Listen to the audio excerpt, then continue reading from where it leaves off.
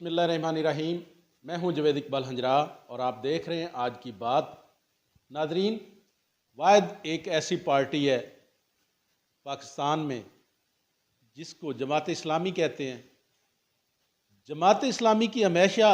रीत और रवाज ये रहा है कि जो भी इक़्तिदार लेता है, जिसको इक़्तिदार सौंपा जाता है,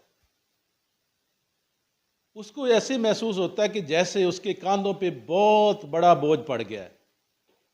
इसलिए कोई भी ओहदा लेने के लिए कोई भी जमात का जो मेंबर होता है, उसके लिए जब ये इक़्तिदार का इंतकाल होता है, उससे बड़ा बोझ कोई भी नहीं होता, क्योंकि इसमें माल नहीं बनाना होता, इसमें इक़्तिदार को एंजॉय नहीं करना होता। ये एक बहुत बड़ी ज़िम्मेदारी है जिसका रोज़े मैशर हिसाब देना पड़ता है। और दीगर पार्टियां कि माल बनाओ की पॉलिसी होती है, करप्शन करना होता है, लूट मार करनी होती है, बहुत सारे ऐसे अवामल होते हैं। लेकिन जमात का एक मुनफरद स्टाइल रहा है हमेशा से, और आज तक वो रीत और रवाज कायम है। जी बिल्कुल, तैयब महमूद बलोच साहब मेरे साथ मौजूद हैं, जो नौमुंतखब अमीर हैं जमात ज़िला साहिवाल के। उनसे बात करते हैं जिम्मेदारियों का, उनके कांधों के ऊपर एक बोझ आके पड़ा है, उसको वो कैसे निभाएंगे। अस्सलाम वालेकुम तैयब। वालेकुम अस्सलाम वरहमतुल्लाह। कैसे हैं तैयब भाई? अल्हम्दुलिल्लाह अल्हम्दुलिल्लाह। अल्लाह का बड़ा। कैसा लग रहा है आपको अमीर बनते हुए? जावेद भाई, बड़ा मुश्किल सवाल कर दिया आपने। फी ज़माना तो अमीर बनना अच्छा लगता है, लेकिन जमात इस्लामी का अमीर बनना जो है ना जी, ये बड़ा मुश्किल लगता है। और जब ये इंतखाब और इस्तिस्बाब का अमल शुरू होता है किसी भी सतह के अमीर का, तो लोग खौफ के मारे भाग रहे होते हैं कि कहीं मेरी ज़िम्मेदारी न लग जाए। बल्कि जब वो शूरा की रहनुमाई आती है और नाम पुकारे जाते हैं, तो लोग दुआओं में स्पेशल इसका ज़िक्र अल्लाह से करते हैं, या अल्लाह मुझे इस ज़िम्मेदारी से बचा लेना। बिल्कुल उसी कैफियत से दो चार हूँ।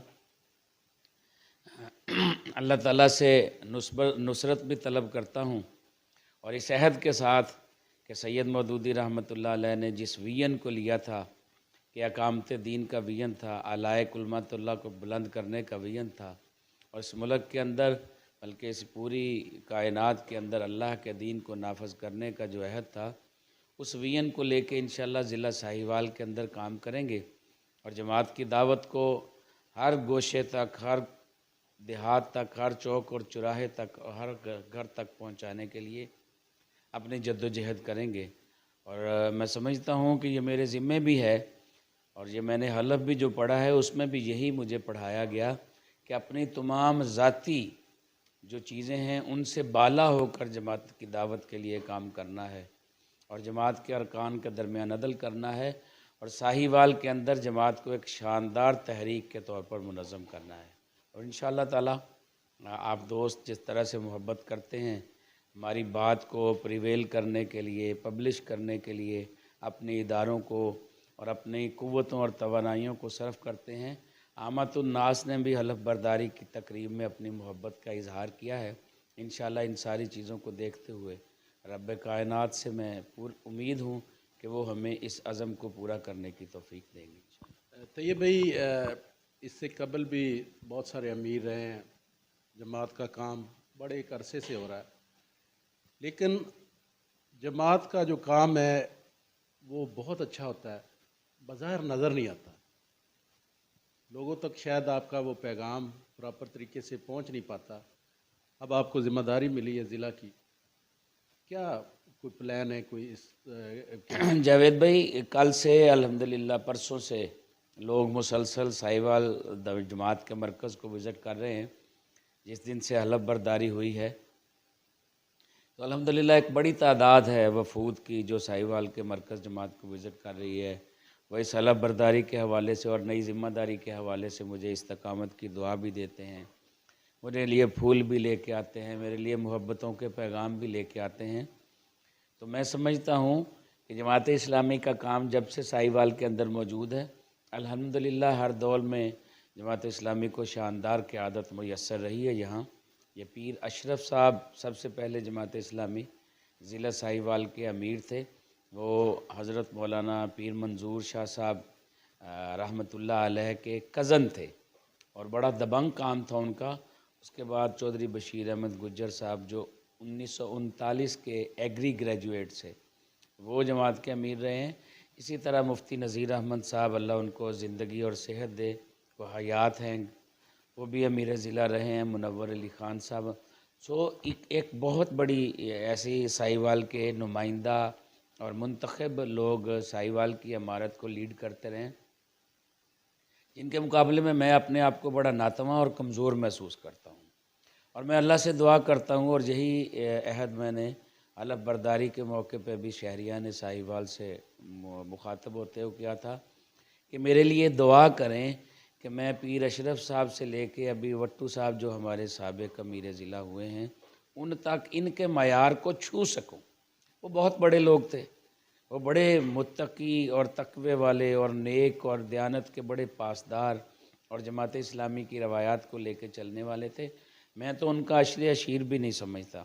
لیکن میں دعا کرتا ہوں کہ اللہ تعالیٰ مجھے ان کی دھول کو چھونے کی توفیق عطا کر دے، اور میں اگر ان کی دھول کو چھو جاتا ہوں تو میں سمجھتا ہوں کہ میں انشاءاللہ اللہ کے ہاں اپنا مقام سرخروئی والا پالوں گا۔ جب بھی کوئی مشکل وقت آتا ہے ملک کے اوپر، جیسے اب سیلاب آیا تھا، زلزلہ آیا تھا، مطلب کوئی بھی کروشل پیریڈ آتا ہے، کرونا کا ایک بہت بڑی خطرناک لہریں گزری، اس حوالے سے بہت ساری تنظیمیں کام کرتی ہیں،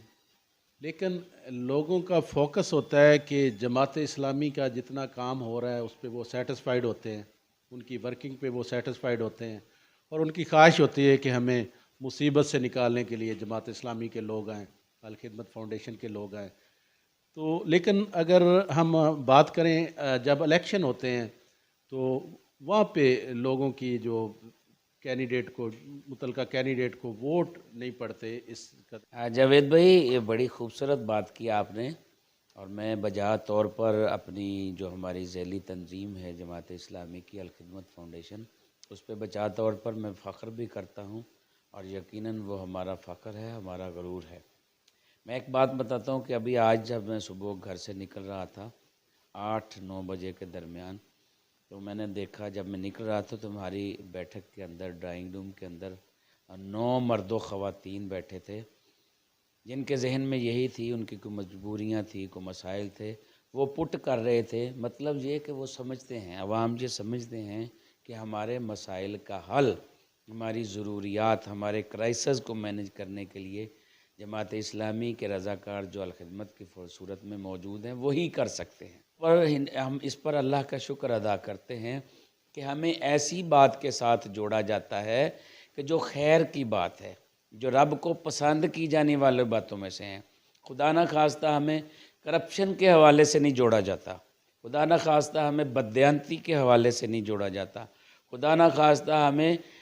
قوم سے کے حالات سے بھاگنے والوں کے حوالے سے نہیں پہچانا جاتا۔ جماعت اسلامی نے ہر دور میں، یہ جب پاکستان بنا تو بانی جماعت سید ابوالعلا مودودی رحمۃ اللہ علیہ جو اس وقت امیر جماعت تھے، حالانکہ بہت بڑا کرائسس تھا پاکستان بننے کے وقت، پاکستان کے علاقوں کے اندر بھی اور جو انڈیا بن رہا تھا اس کے علاقوں کے اندر بھی، لیکن امیر جماعت نے تمام ارکان کو یہ حکم دیا کہ جہاں جہاں وہ موجود ہیں ان بارڈرز پر پہنچیں اور مہاجرین کی بحالی کا کام کریں۔ اور آج بھی تاریخ کا یہ حصہ ہے کہ اس وقت بھی پاکستان بنانے کا عزم کرنے والے جو لوگ تھے، جو اپنے آپ کو پاکستان کا موجد اور بنانے والا کہتے ہیں، وہ نہیں موجود تھے۔ جماعت اسلامی کے کارکنان لوگوں کے لیے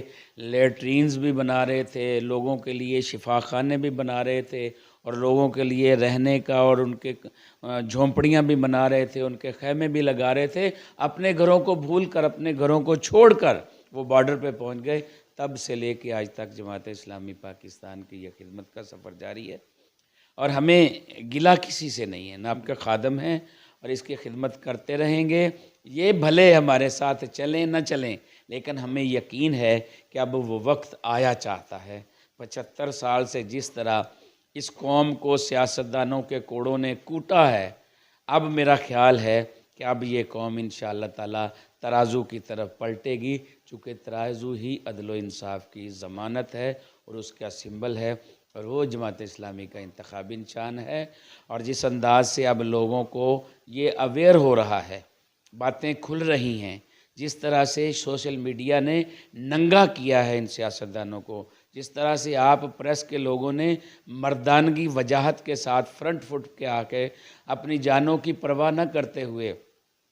ارشد شریف جیسے اور صدف نعیم جیسے اور اس طرح کے بے شمار لوگوں نے اپنی جانیں بھی قربان کی ہیں، اپنی توانائیاں بھی لی ہیں، اور اپنا سینہ کھول کے وہ بات کر رہے ہیں۔ انشاءاللہ تعالی ہمیں یقین ہے کہ یہ قوم جاگے گی اور یہ قوم ترازو کی طرف پلٹے گی، اور جس دن یہ قوم ترازو کی طرف پلٹے گی وہی دن ان کے مسائل کا حل کا دن ہوگا، اور وہی پاکستان کے اندر عدل و انصاف کی بحالی کا دن ہوگا، اور میری اور آپ کی کامیابی کا دن وہی ہوگا جس دن جہاں کلمہ طیبہ کا نظام نافذ ہوگا، اقامت دین کی بات ہوگی، اور نظام مصطفیٰ عملاً طور پر عدالتوں کے اندر بھی موجود ہوگا، انتظامی دفاتر کے بھی اندر موجود ہوگا، اور گلیوں اور بازاروں کے اندر بھی موجود ہوگا انشاءاللہ۔ تو یہ بھائی موجودہ جو ملکی صورتحال ہے،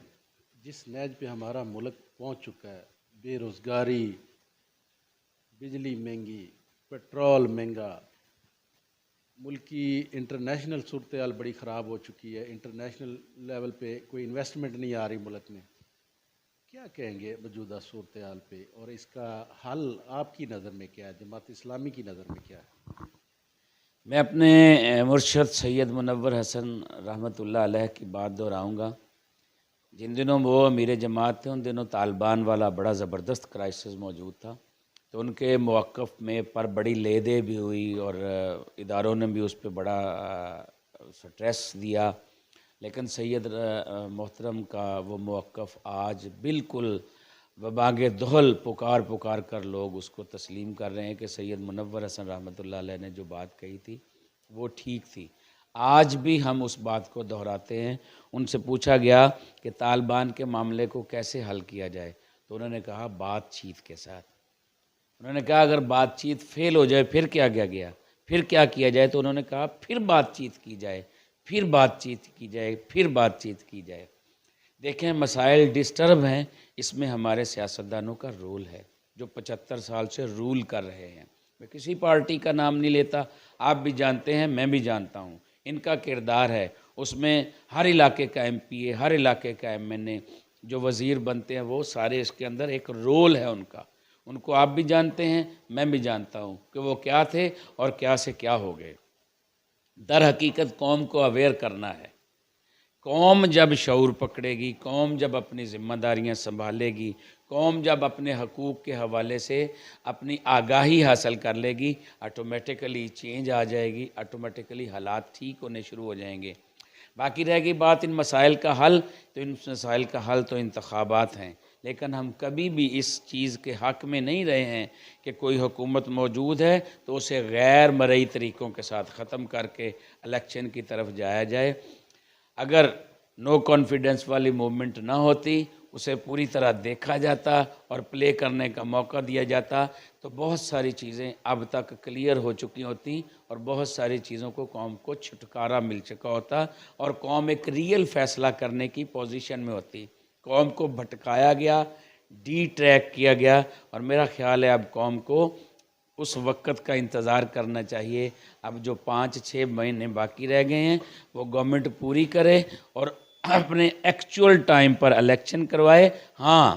الیکشن جو ہیں وہ کلیئر ہونے چاہیے، شفاف ہونے چاہیے، اس کے اندر ہمیشہ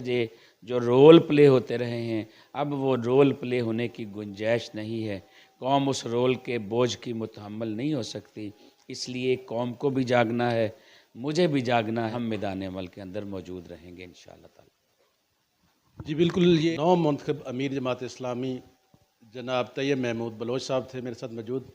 جو بحران جب بھی آتا ہے ملک میں اس کا حل ٹیبل ٹاک ہوتا ہے، اور یہ ساری پارٹیوں کو ایک پیج پہ اکٹھا ہونا چاہیے، اور مشکل جو وقت ملک پہ آیا ہے اس کو اس مشکل وقت سے نکالنا چاہیے، اور اس کا ایک ہی حل ہے، واحد حل ہے کہ سب پارٹیوں کو مل بیٹھنا چاہیے۔ یہ ایک دوسرے پہ سبقت نہیں لے جانی چاہیے. سب سے پہلے دیکھنا چاہیے کہ سب سے پہلے پاکستان اور پاکستان کی عوام کا فائدہ کس بات میں ہے. تو اس کے حوالے سے سب پارٹیوں کو، سب اداروں کو اپنا اپنا رول ادا کرنا چاہیے، پھر ہم اس بحران سے نکل سکتے ہیں.